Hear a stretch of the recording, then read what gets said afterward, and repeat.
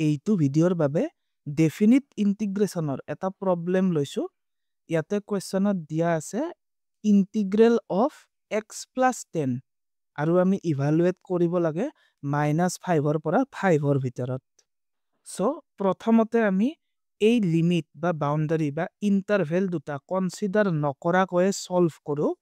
যে integral of x plus 10 dx integral of x dx plus integral of 10 dx x or integral কিমান হবা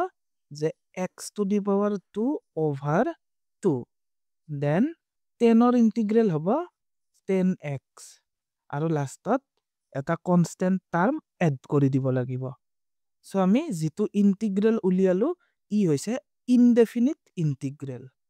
আমাক ইয়াতে evaluate কৰিব দিছে -5 আৰু 5 ভিতৰত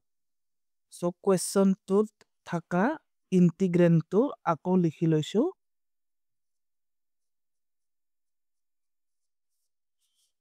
ইকুৱেলছ এইখিনিৰ ভ্যালু আমি কিমান পালো প্ৰথমতে লিখি লব লাগিব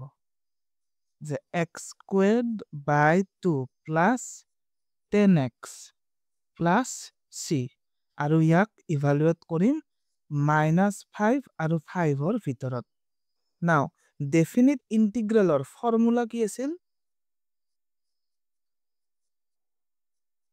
fb minus fa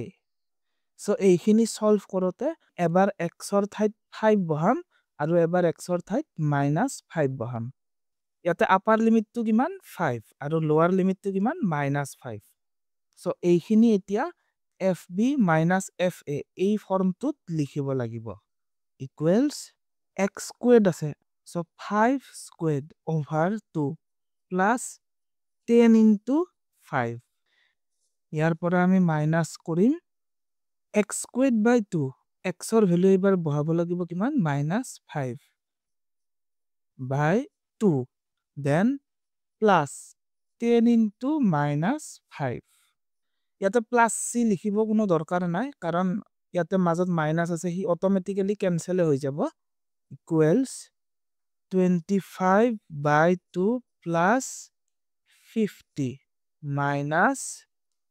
25 by 2 আৰু এইখিনিৰ ভ্যালু কিমান হ'ব যে -50 25 by 2 25 by 2 এই পোরশন খিনি ক্যান্সেল যাব থাকি যাব 50 then minus into minus plus plus 50 equals 100 এইটো হৈছে আমাৰ required answer so definite integral আমি সদায় এটা নাম্বাৰ বা এটা ভ্যালু পাও ডেসক্ৰিপচন বক্সত ইন্টিগ্ৰেশনৰ আৰু কিছুমান ভিডিওৰ লিংক দিয়া আছে তাৰ পৰা চাব পাৰা আজিৰ বাবে ইমানে থ্যাংক ইউ